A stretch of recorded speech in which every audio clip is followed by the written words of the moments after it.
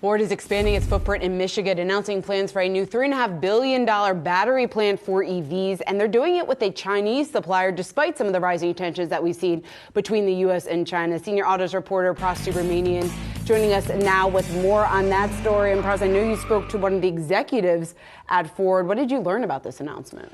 Yeah, you know, Ford going big here with that $3.5 billion plant in Michigan. They're making these LFP batteries, which are a little bit different than normal kind of nickel batteries that we normally see in EVs. They're cheaper to make. They're more easier to make. They also can charge more and kind of discharge more without kind of degrading.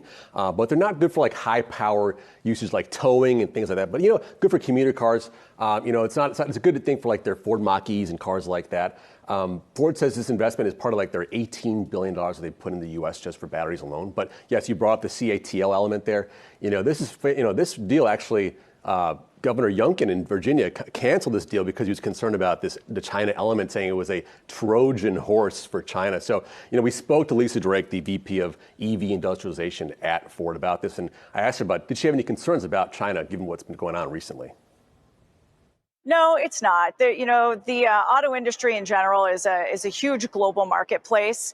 We try and distance ourselves as much as possible from any geopolitical tensions, and we really focus on what's right for our business and for our customers.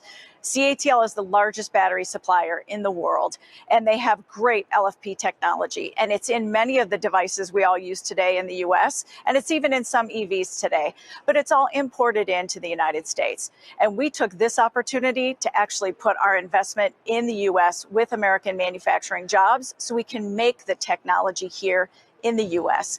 As we mentioned, 2,500 great high-skilled jobs, all of the indirect jobs that will come with that as well, right here in the state of Michigan.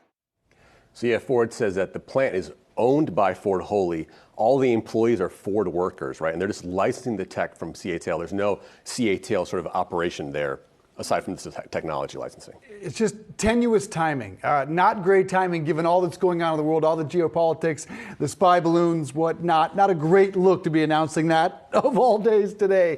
The requirements in the Inflation Reduction Act, how did that play in here? So I asked her about that as well. Did the IRA have any effect on them? I said, yes, absolutely. This is one of the big reasons why they wanted to have this plant in the U.S. to build these batteries here, because of the critical sort of requirements needed for the federal tax credit. You need to actually assemble the batteries in the U.S., let alone get materials for those batteries. So that's why this is a big part of it. But yeah, you're right, Dave. I mean, talk about like the timing just couldn't be better for them. I mean, just after the fourth balloon in the U.S. here. Yeah, so I think that's why it's a little bit on edge about that, but they're happy with the deal. Yeah, I was surprised to hear Jim Farley earlier today say that there was no U.S. alternative that could have taken place of that Chinese company, which begs a lot of questions, which we don't have time to go into at the moment. Pras, good to see you. Thanks.